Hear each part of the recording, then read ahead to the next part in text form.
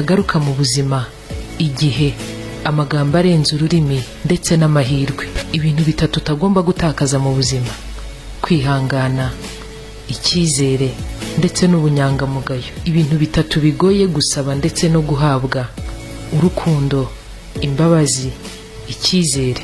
Ibintu bitatu bitumye abantu bamarana muri iyi minsi: ubutunzi, amafaranga ndetse n'icyubahiro. Ibintu bitatu bisobanura umuntu, umurimo akora, imyambarire ye ndetse n'abo bagendana.